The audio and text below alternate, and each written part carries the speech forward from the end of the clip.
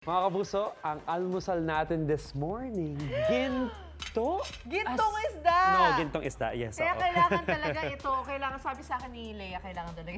Lalagyan ng kalamansi. Lagyan ng kalamansi, damihan Sige, natin. spoon Kaso more. yung buto, hindi natin natanggal. Anyway, Ooh. yan ang isang salay ginto. Yeah, salay ginto. yun, may Maliliit kanta. lang siyang isda na may stripe na gold. Kaya pala Di ba gintong kanta isda. yun?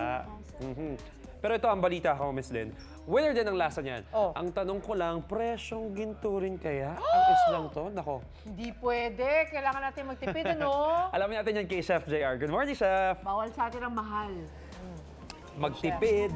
A blessed morning, Brother Kaloy, Ma'am Lynn. Yung tanong mo na yan, sasagutin natin mamaya. And yes, mga kapuso, the Olympic Golden Fever is still on. At dahil nga doon sa karangalan na ibinigay ng ating Golden Boy ni si Carlos Yulo. At syempre, karangalang dala ng ating delegate na sumahalang itong nakaraang Olympics nga sa Paris, France. At talaga naman, dahil dyan na-inspire tayo na gawin natin yung food adventure natin isang golden din. Kaya napadpad tayo dito sa Farmers Market dito sa Araneta City para hanapin nga yung sinasabi nila dyan na isdang ginto or golden fish. In fact, pangalan niya ay salay ginto. Kaya maghahanap tayo ng expert para matanong. Ito, nakita natin to kanina pa sa mga stalls ito eh. Ayan o, mga kapuso, kasama natin si Christian na Hi, matagal nang nagbebenta ng isda dito sa Yes po. Farmers Market. Ano? Yes po. Ayan. So, curious kami kung ano ba yung salay ginto? Sa Ginto, sir, mabilis mo siyang makuha sa Pampang bukod doon. Pampang kaya, lang ito. Kaya siya tinawag na Ginto kasi meron siyang stripes na kulay gold. Yes. Ginto kasi bukod doon, ginto kasi mayaman din siya sa mineral, vitamins, Talaga? and protein na good for body development po. Saktong-sakto sa mga Yes. atleta yan, ano? Yes, sa mga Tapos, nagbubuhat. Ayan, saktong-sakto. Christian, tanong ko lang, may tanong si Golden Boy natin sa loob ng studio, si Kaloy. Yes Ginto po. daw ba ang presyo nito?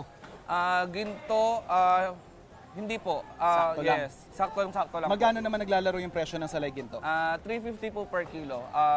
Ginto sa sustansya pero hindi Sakto sa naman. presyo. Alright, Yes. perfect. Tapos yung lasa nito, mahantulad natin sa anong isda? Para siyang sa alumahan. Alumahan. Alumahan. Hasa-hasa. Hasa-hasa, yan. Okay. Christian, maraming salamat. Siyempre, yun yung mga basic information natin.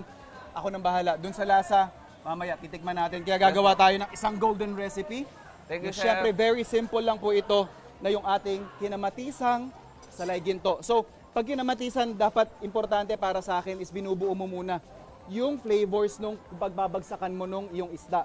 So, we have here yung plain water. Kung may hugas-bigas kayo, better. And then, meron tayong sibuyas, konting luya. So, pakukuluan lang natin to siguro for about 2 to 3 minutes hanggang malasog-lasog lang ng kaunti yung ating kamatis. And then we're just going to season this with some fish sauce. And also, konting salt na rin. And then, paminta. And then, nakikita nyo, may bulwak-bulwak ng kaunti.